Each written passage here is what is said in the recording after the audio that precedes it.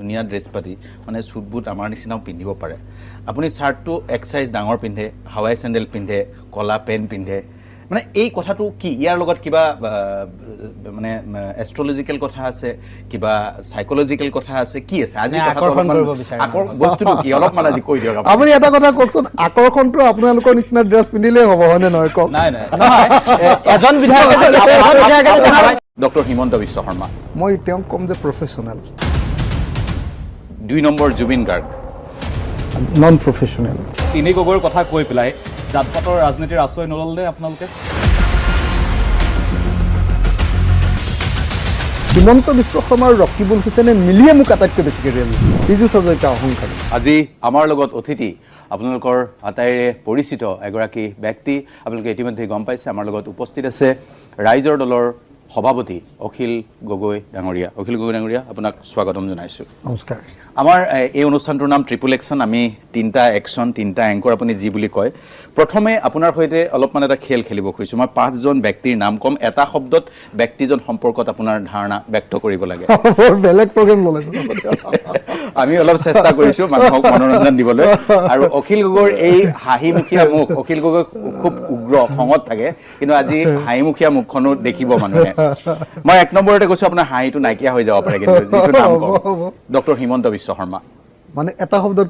ক'ব লাগে মই তেওঁক কম যে professional 2 number Zubeen Garg non professional 3 number Gaurav Gogoi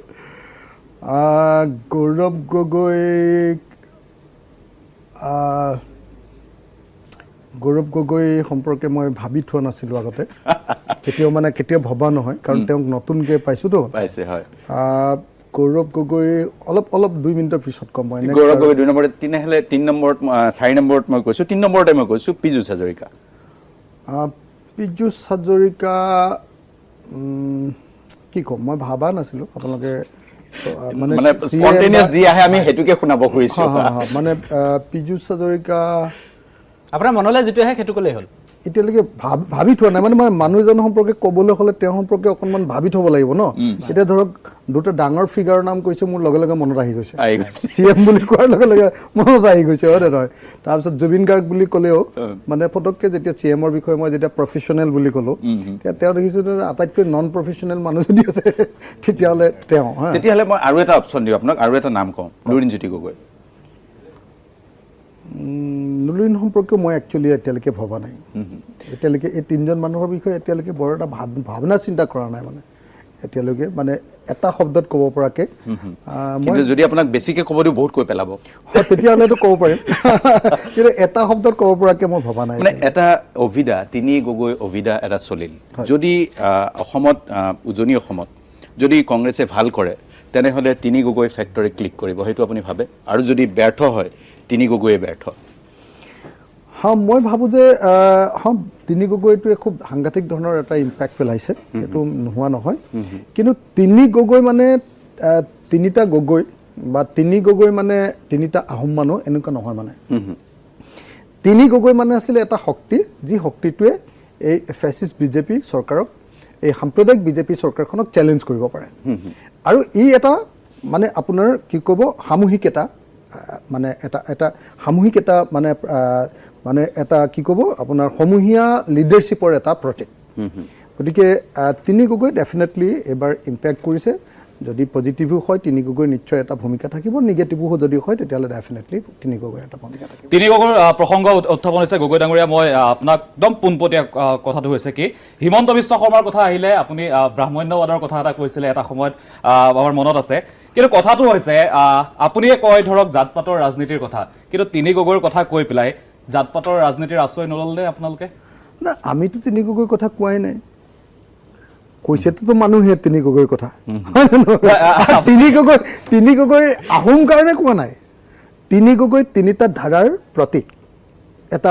মই এটা দীৰ্ঘদিনীয়া আন্দোলনৰ প্ৰতীক দ্বিতীয়টো হ'ল কি কয় আমাৰ লুৰিণজ্যোতি তেওঁ এটা জাতীয়তাবাদী ধাৰাৰ পৰা সমানো আৰু 3 নম্বৰটো হ'ল কংগ্ৰেছৰ ভিতৰত ৰাষ্ট্ৰীয়তাবাদী শক্তিবিলাকৰ ভিতৰত এটা মুখেৰে মাত মাতিব পৰা এটা শক্তি অসমৰ পৰা ওলাই অহা এটা শক্তিৰ প্ৰতীক হিচাপত এই তিনিটা গগৈ সেইকাৰণে মই ভাবোঁ যে এইটো হ'ল বিজেপি বিৰোধী তিনিটা শক্তিৰ এটা সমূহীয়া প্ৰকাশ ৰূপেহে কয় তাত গগৈ শব্দটো আছে কাৰণে বহুতে হয়তো ক'ব পাৰে যে ইয়াত বৰ্ণবাদ আছে নেকি ইয়াতে জাতিৰ প্ৰশ্নটো আছে নেকি তো ব্ৰাহ্মণ্যবাদটো হ'ল বৰ্ণবাদ ব্ৰাহ্মণ্যবাদটো হিমন্ত বিশ্ব শৰ্মা এনেকুৱা নহয় মানে শৰ্মা উপাধিটো আছে কাৰণে ব্ৰাহ্মণ্যবাদ নহয় তো যিটোত এই কাষ্টিজিমটো থাকে কাষ্টিজিম এই যিটো চাৰি বৰ্ণৰ কথাটো আগতে আমাৰ পুৰণি সমাজ ব্যৱস্থা বা বেদৰ কথাটো যদি কয় আপুনি য'ৰ পৰা আহিছে সেই চাৰি বৰ্ণৰ কথা সেই চাৰি বৰ্ণটোক যি বিশ্বাস কৰে RSSে বিশ্বাস কৰে বিজেপিয়ে বিশ্বাস কৰে তো গতিকে তেওঁলোকক বৰ্ণবাদী বুলি কোৱা হয় তেওঁলোকক কাষ্টিজ বুলি কোৱা হয় তাৰ লগত তিনি গগৈৰ কোনো সম্পৰ্ক থিয়ৰিটিকেলি আৰু প্ৰেক্টিকেলি কেতিয়াও নাই নিশ্চিতভাৱে অখিল গগৈ ডাঙৰীয়া মোৰ যদি ভুল হোৱা নাই ৰাজনীতিবিদ হিচাপে এইটো চাগে আপোনাৰ প্ৰথম নিৰ্বাচন আপুনি জেলৰ পৰাই বিধায়ক হৈছে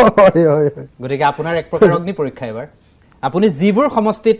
নিৰ্বাচনী প্ৰচাৰ চলালে আমি দেখিলোঁ ধুবুৰীত চলালে যোৰহাটত আপুনি নিজেই উদ্যোগ লৈছে যদি এইবোৰ সমষ্টিত আপোনালোকৰ সমৰ্থিত প্ৰাৰ্থী পৰাস্ত হয় তেতিয়া ৰাইজে আপোনাক অস্বীকাৰ কৰা বুলি আপুনি মানি ল'বনে মই ৬টা সমষ্টিত কেম্পেইনিঙত গৈছোঁ ৬টা সমষ্টিত ডিব্ৰুগড় যোৰহাট গুৱাহাটী নগাঁও হাইলাকান্দি আছে কৰিমগঞ্জ আৰু ধুবুৰী এই ৬টা লোকসভা সমষ্টিত মই নিজেই কেম্পেইনিঙত গৈছোঁ আৰু গৈছোঁ লখিমপুৰতো এদিনৰ কাৰণে গৈছিলোঁ লখিমপুৰত গ'লোঁ আৰু হেৰিয়াতো এদিনৰ কাৰণে গৈছোঁ আপোনাৰ আমাৰ কলিয়াবৰ মানে কি কয় কাজিৰঙা সমষ্টি এই 8টাত গৈছোঁ তাত কিন্তু এদিনৰ কাৰণে গৈছোঁ তো এই ৬টা সমষ্টিত মই কেম্পেইনিঙত গৈছোঁ আৰু মই নিশ্চিতভাৱে ক'ব পাৰোঁ যে এই ৬টা সমষ্টিত আমি জিকাৰ সম্ভাৱনাই বেছি এই ৬টা সমষ্টিতে জিকাৰ সম্ভাৱনা আছে তো তাক যদি গ্ৰেড হিচাপত ভাগ কৰি দিবলৈ হয় তেতিয়াহ'লেও মই ভাগ কৰি দিব পাৰিম আৰু মই ভাবোঁ যে এইটো এনেকুৱা নহয় যে অকল অখিল গগৈ যোৱাৰ কাৰণে তাত মানুহবিলাকে ভোট দিছে এনেকুৱা নহয় এইটো এনেকুৱা যে গোটেই ভাৰতবৰ্ষত জুৰি এতিয়া বিজেপিৰ বিৰুদ্ধে এটা ঢৌ আহিছে মোদী ঢৌ বোলা বস্তুটো নাইকিয়া হৈ গ'ল আৰু মোদীৰ বিপৰীত ঢৌ এটা যে এই এজন হিটলাৰক আমাৰ দেশৰ পৰা আঁতৰাব লাগে এওঁলোকে অনবৰতে ধৰ্মৰ কথা কয় এওঁলোকে সাংঘাতিক ধৰণে এটা গুণ্ডাগিৰি কৰিছে দেশখনত এওঁলোকে বস্তু মূল্য বৃদ্ধিৰ কথা নকয় অকল ৰাম মন্দিৰ কথা কৈ থাকে অনবৰতে সাম্প্ৰদায়িক এটা নেৰেটিভ এটাৰ পিনে দেশখনক লৈ গৈ আছে গতিকে তাৰ বিপৰীতে এটা পজিটিভ শক্তি এটাক আনিবৰ কাৰণে গোটেই দেশৰ মানুহে চিন্তা চৰ্চা কৰি আছিলে আৰু তাকে আমি অলপ মানে দেশৰ মানুহৰ যিটো চিন্তা সেই চিন্তাটোক অকণমান উদ্গৃহীত কৰি দিছোঁ সেইটোক বাহিৰলৈ উলিয়াই লৈ আহিছোঁ গতিকে ডেফিনেটলি মই ভাবোঁ যে এই ৬টা সমষ্টিতে বেচিকেলি এই ৬টা সমষ্টিত ইলেকশ্যন জিকা আৰু হৰাৰ লগত মোৰ কেম্পেইনিঙৰ নিশ্চয় সম্পৰ্ক আছে আৰু যদি হাৰে তেতিয়াহ'লে ডেফিনেটলি মই দায়বদ্ধ হয় কিন্তু তাৰ মাজতে এটা কথা আছে এতিয়া আপুনি ডিব্ৰুগড়তো প্ৰচাৰ চলাইছে মাজুলীতো প্ৰচাৰ চলাইছে আমি আপোনাৰ প্ৰচাৰ সভাবিলাক যদি চাওঁ তেতিয়া দেখোঁ আমি ডিব্ৰুগড়ৰ সভাৰ যিটো দৰ্শকৰ বা আপোনাৰ সমৰ্থকৰ উপস্থিতিৰ সংখ্যা তাৰ তুলনাত নগাঁও বা ধুবুৰীত যথেষ্ট বেছি আপুনি নিজেই সভাত ধুবুৰীত প্ৰচাৰ চলাওঁতে আপুনি কৈছে যে আপোনাক অখিল গগৈ নহয় অখিল উদ্দিন বুলি কোনোবাই তাচ্ছিল্য কৰে এটা পক্ষই তাচ্ছিল্য কৰে ধুবুৰী বা নগাঁও সমষ্টিত যিহেতু সংখ্যালঘু ভোটাৰ যথেষ্ট আছে আপোনাৰ সংখ্যালঘু অধ্যুষিত অঞ্চলতহে আপোনাৰ জনপ্ৰিয়তা বেছি নেকি মাজুলী বা ডিব্ৰুগড়ত তেনেকুৱা গোটেই উজনি অসমখনত আপোনালোকে নিশ্চয় দেখিছিলে যে ফাৰ্ষ্ট পেজ 19 তাৰিখলৈকে উজনি অসমখনত যদি আটাইতকৈ বেছি মানুহ হোৱা মিটিং হৈছিলে সেইটো ডিব্ৰুগড়ৰ মই যোৱা মিটিংখনত হৈছিলে যথেষ্ট পৰিমাণৰ মানুহ হৈছিলে আপোনালোকে দেখিব আৰু দ্বিতীয় কথাটো হ'ল যে যোৰহাট জিলাত আমি যোৰহাট লোকসভা সমষ্টিত আমি বৰ বেছি মানুহ কৰা মিটিং কৰিব নোৱাৰিলোঁ তাৰ কাৰণটো মানুহ নহ'ল বা তাৰ কাৰণটো মানুহ অহা নাই এনেকুৱা নহয় মানে তাত কংগ্ৰেছ দলৰ বা গৌৰৱ গগৈ ডাঙৰীয়াৰ গোটেই প্লেনিংটোৱে আছিলে যে তাত ডাঙৰ মিটিং নকৰে তেওঁলোকে পইচা খৰচ কৰা নাই তেওঁলোকে তো এখন মিটিং কৰিবৰ কাৰণে এই ধৰক 20,000 30,000 40,000 অহা মানুহৰ মিটিংখনত তো সেইবিলাকৰ কাৰণে পইচা খৰচ কৰিব লাগিব ন তাৰ কাৰণে লজিষ্টিক ছাপোৰ্টটো দিব লাগিব কিন্তু যোৰহাট লোকসভা সমষ্টিটোত একেবাৰে লজিষ্টিক ছাপোৰ্টটো নাছিলে যিটো কাৰণত আমি যোৰহাট লোকসভা সমষ্টিত মানে মই মোৰ নিজৰে অসন্তুষ্টি থাকি গ'ল যোৰহাট লোকসভা হাৰিব নেকি জনসভা কৰিব নাই ইলেকশ্যন জিকিমেই আমি যোৰহাট লোকসভাত কোনেও আমাক হৰুৱাব নোৱাৰে এইবাৰ মানে ইলেকশ্যনৰ আটাইতকৈ ডাঙৰ পজিটিভ দিশটো কি জানে এইবাৰ ইলেকশ্যনটো বিজেপিৰ বিৰুদ্ধে ৰাইজে খেলিছে বিজেপিয়ে কৈছে 3 লাখ 2 লাখ ভোটৰ ব্যৱধানত গৌৰৱ গগৈ হাৰিব বুলি মানে কৈ তেওঁলোকে থাকিব পাৰে 3 লাখো ক'ব পাৰে 5 লাখো ক'ব পাৰে কিন্তু এইটো কথা খাটাং আপোনালোকে চাব 4 জুনৰ পাছত নিজে ৰিজাল্ট কিন্তু যোৰহাটত বিজেপি লগাতকৈ বেছি বিশ্বাসী মানে যোৰহাটত বিজেপি হৰাটো 100% খাটাং বিজেপি হাৰিলে 100% মই অখিল গগৈ ডাঙৰীয়া আপোনাৰ মানে যিমান ফেন ফলোৱাৰ আছে যিমান বন্ধু বান্ধৱ আছে শত্ৰুৰ সংখ্যা শত্ৰু বুলি নকওঁ ৰাজনৈতিক শত্ৰু কম নহয় সুযোগ পালে আপোনাক ওপৰত উঠাই দিয়ে আৰু সুযোগ পালে আপোনাক একেবাৰে নমাই দিয়ে এতিয়া এইবোৰ থাকিবই এনেকুৱা লাগে নেকি এতিয়া ধৰক মই পীযুষ হাজৰিকাৰ কথা ক'লো পীযুষ হাজৰিকাৰ লগত আপুনি একেলগে ছবিবোৰ বাৰু এতিয়া দেখুৱাৰ প্ৰয়োজন নাই একেলগে আপুনি হাতত ধৰাধৰিকে আপুনি গ'ল কাজিৰঙাত একেলগে পইচাও লোৱা নাই এই মানুহবিলাক অলপমান কনফিউজ হৈ যায় খুব ভাল নেকি পীযুষ হাজৰিকাৰ লগত বন্ধুত্ব বা মুখ্যমন্ত্ৰীৰ ক্ষেত্ৰত আপুনি একেবাৰে যিমান বেছি সমালোচক কেতিয়াবা আকৌ মুখ্যমন্ত্ৰীৰ কথা ভালকেও কৈ দিয়ে মানে দুটা বস্তু আপোনালোকে চাব 1 নম্বৰ কথাটো হ'ল যে এই সময়খিনিত মোৰ ভূমিকা মূলতঃ বিধায়ক হিচাপে হয়নে তাৰ আগলৈকে মোৰ ভূমিকা আছিলে বেচিকেলি এজন এক্টিভিষ্ট বা আন্দোলনকাৰী হিচাপে হয়নে বিধায়ক হিচাপে মোৰ মূল কামটো হ'ল বিধানসভাত মই চৰকাৰখনক বিৰোধী পক্ষ হিচাপে মানে সমালোচনা কৰা বা চৰকাৰখনৰ ভুলবিলাক আঙুলিয়াই দেখুৱাই দিয়া আৰু যদি বিধানসভাত যদি চাই মই অৱশ্যে গোটেই ডাটাও উলিয়াই থৈছোঁ এতিয়া আপোনালোকক মই ডাটাখিনিও দি দিব পাৰিম যে গোটেই বিধানসভাখনৰ ভিতৰত মোৰ ভূমিকা কেনেকুৱা আৰু অন্য বিধায়কবিলাকৰ ভূমিকা কেনেকুৱা মই পুৰা এপ্লিকেশ্যন দি বিধানসভাৰ অধ্যক্ষলৈ এপ্লিকেশ্যন দি গোটেই ডাটা উলিয়াই থৈ দিছোঁ তো আপোনালোকে দেখিবলৈ পাব যে অসম বিধানসভাত অসম চৰকাৰক যদি কোনোবাই হলঠেকত পেলাইছে তেতিয়াহ'লে অখিল গগৈ এজন বিৰোধী বিধায়ক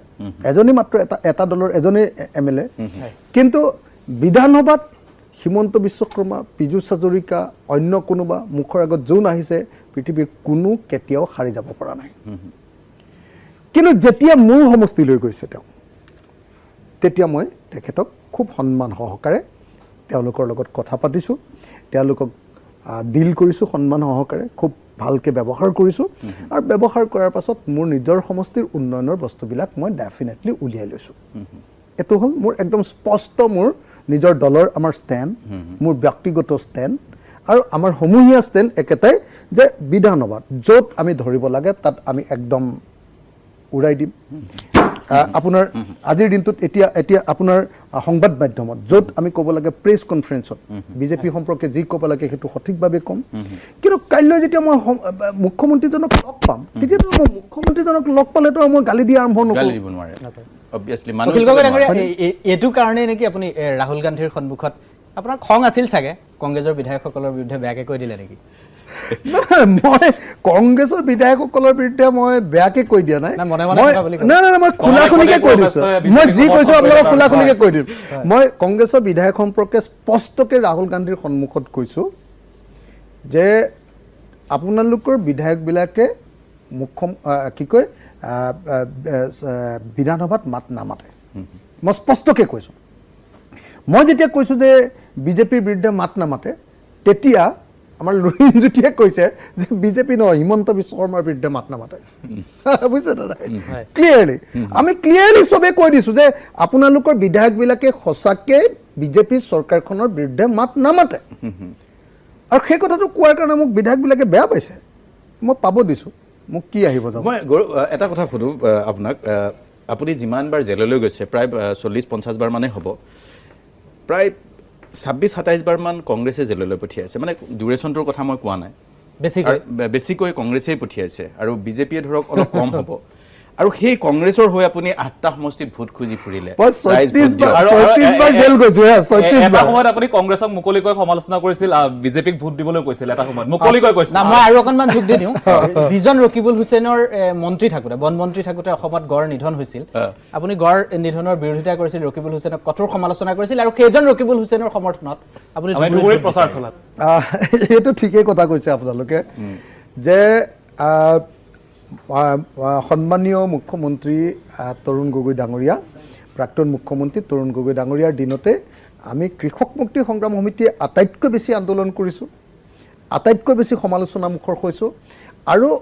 সেই সময়ৰ মুখ্যমন্ত্ৰী তৰুণ গগৈ ডাঙৰীয়াৰ কাৰ্যকালটোকে আমি সেই সময়লৈকে অসমৰ ইতিহাসৰ আটাইতকৈ বেছি কৰাপ্ট পিৰিয়ড বুলি আমি ঘোষণা কৰিছিলোঁ তাত কোনো সন্দেহ নাই আৰু এইটো কথাও ঠিক যে সেই মুখ্যমন্ত্ৰীজনৰ পুত্ৰ গৌৰৱ গগৈৰ কাৰণে এবাৰ আকৌ মই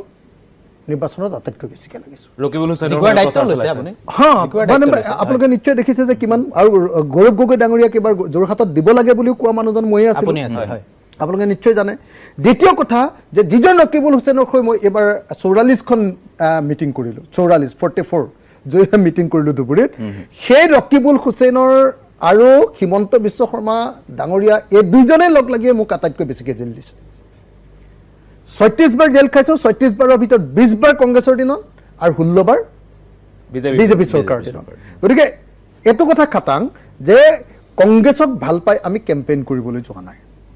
কংগ্ৰেছক ধোৱা তুলসীৰ পাত এতিয়াও আমি সজোৱা নাই কংগ্ৰেছৰ উইকনেছ সম্পৰ্কে আমি জানো কংগ্ৰেছে কি কৰিব ইলেকশ্যনত জিকাৰ পাছতো কি কি নিগেটিভিটি আছে সেই কথাও আমি জানো কিন্তু তাৰ পাছতো বিজেপি এনেকুৱা এটা ভয়ংকৰ শক্তি যে এই শক্তিক যদি আমি প্ৰতিহত কৰিব নোৱাৰোঁ দেশৰ গণতন্ত্ৰ নাবাচে দেশৰ সংবিধান নাবাচে দেশৰ সাংবিধানিক যিটো ব্যৱস্থাত আমি ইমান দিন পালিত হৈছোঁ যিটো ব্যৱস্থাৰ মাজত আমাৰ দেশখনৰ লগত পাকিস্তানৰ আপুনি